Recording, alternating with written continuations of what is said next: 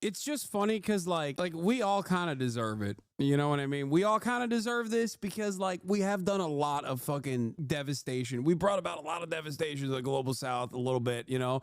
Shock doctrine coming back home, that imperial boomerang. It sucks. It's awful. I think there are certainly better ways of going about this, but you know.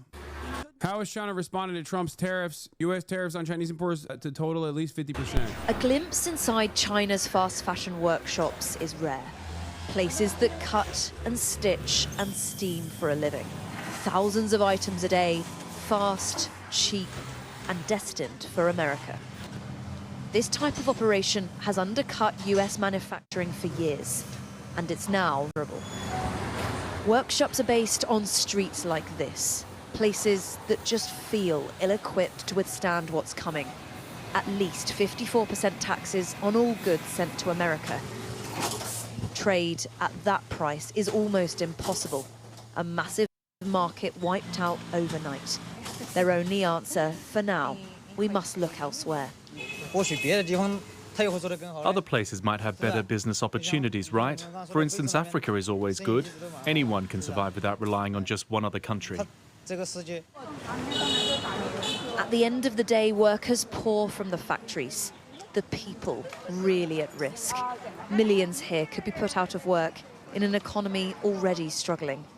Adverts for short-term contracts are a reminder. Many don't even have a stable job to lose. China has already vowed to respond. Earlier restraint now feels unlikely. The unilateral tariff hikes by the US violate WTO rules, harm the common interests of people of all countries. By the way, this is also true. It does violate WTO rules, but as we read from Project 2025, Project 2025 is clear on this. The other side of this, aside from like decoupling America and it's trying to claw back America's manufacturing capabilities away from China, the other side of this argument is that America does not like the World Trade Organization and wants to rebuild it. They want to undermine WTO, especially with this favored nations clause, favored nations that China is also a part of, and rebuild something anew that does not give even a fraction of benefits to China. They want to rebuild global trade in their vision because China has been able to take advantage of global trade in this way. And do not help solve the problems of the US itself. It is clear to everyone that more and more... And yes, ironically enough, just like this chatter is correct, by the way, even though we disagree from time to time, he is absolutely on the money here. A lot of the things that Donald Trump is doing are, ironically enough, continuations of longstanding American foreign policy and American trade policy, like Barack Obama, following Barack Obama's initiative. Now, this is shocking to hear, right? Because he very famously and very publicly fucking undermined Barack Obama's foreign policy, like the Iran denuclearization agreement. Having said that, Barack Obama is the initial president that demanded that Europe spend a higher percentage. Europe spend a higher percentage of their GDP on defense, on NATO. Donald Trump simply followed that Obama promise, which is precisely the reason why Joe Biden did not revoke that and continued with the Trump NATO has to spend more for their own defense. Barack Obama also kneecapped WTO in 2016, and it is correct. You're not wrong about that. U.S. has not allowed judges, exactly. Ever since 2016, the U.S. has refused to allow judges to be appointed to the World Trade Organization. Joe Biden never went back on it. Trump never went back on it either, because this is a longer term initiative that American foreign policy or American trade policy revolves around. They have been trying to combat China at the stage of global trade since the Barack Obama administration. This means that the appellate bodies cannot be staffed and no disputes can be settled. Exactly. They are starving the WTO. They've been starving the WTO and depriving it of its influence and power only so they can turn around and go, see, it's a feckless institution that only works at the behest of China. We have to build something anew. Ironically enough, I think that is also short-sighted for someone like Donald Trump because of the bully ball that Trump plays, which means that he's not going to have a lot of soft power capabilities to rebuild a new World Trade Organization. Having said that, however, this is literally the policy that is written bar for bar in Project 2025. It is straight up in the fucking 800 pages. We read the pages.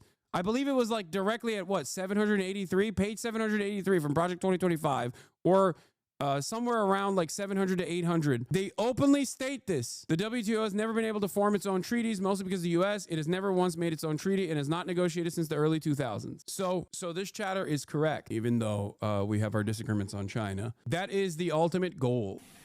That others are taking unfair advantage of the current rules, and I'm ready to support any efforts to make the global trading system fit for the realities of the global economy. When she says others, she means China, by the way. She's like, we hate China as well.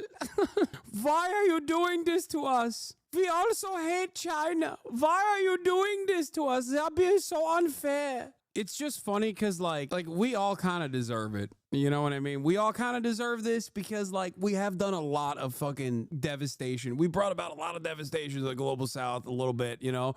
Shock doctrine coming back home, that imperial boomerang it sucks. It's awful. I think there are certainly better ways of going about this, but you know, it couldn't have happened to better people, okay? And these guys are literally slammed in the middle. And the only thing holding them at bay is, I think, the Orientalist framework that they operate off of, where they're like, we cannot trust the Chinese.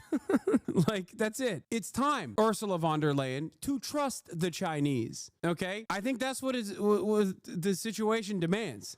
That's what the situation calls for. The notion that you're like, oh, well, they're doing a lot of unfair practices. Why are you doing this to us? Meanwhile, you're stuck between America and China, and America's fucking dicking you down. And you're still like, no, we must negotiate. Scoop, the White House's internal talking points tell surrogates that Trump's new global tariff regime should not be characterized as a starting point for negotiations, sources say.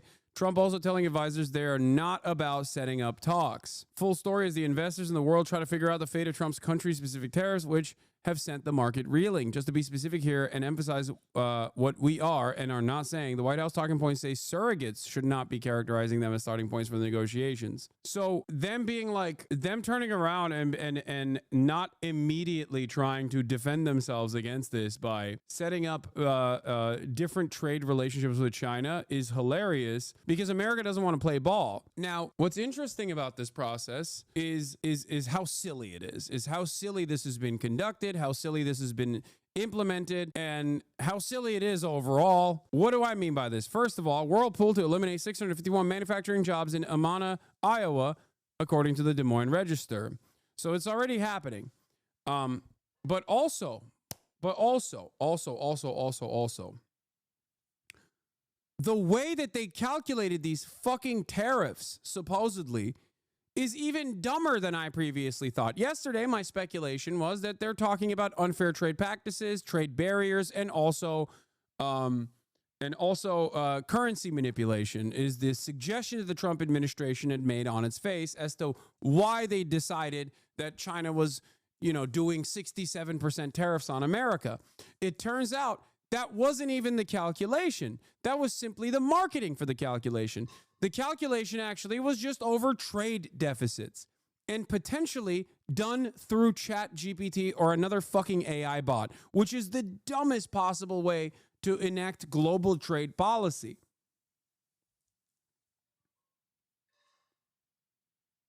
The tweet that we looked at yesterday of that one guy who was like, oh, I suspect that the tariff math is actually coming from trade deficits and not actually real calculations on like any sort of hardline trade, like VAT or any sort of domestic tax policy that they're deciding is a tariff, which is not. Regardless, it's none of that. It quite literally is just trade deficit numbers. That's it. Cambodia has 97% tariff. No, Cambodia exports 12 billion. USA exports to Cambodia 350 million. 350 million divided by 12 billion is 3%. 100 minus 3, 97%. Do this for every tariff. No, what's even worse is literally the method that ChatGPT suggests. If you ask how to fix a trade deficit with tariffs, they ask ChatGPT how to fix the economy, and then just fucking did whatever it said. I don't even know what to say. How can someone be so stupid? Edit the ad on ChatGPT. The following prompt will immediately get you the method they used. If I wanted to even the playing field with respect to trade deficit with foreign nations using tariffs, how would I pick the tariff rates? Give me specific calculation. And by the way, they admitted it. It's not like this is something that they're sheltering. They fucking admitted it. New York Times confirms. The answer appears to begin with a total trade deficit America runs with its trading partners.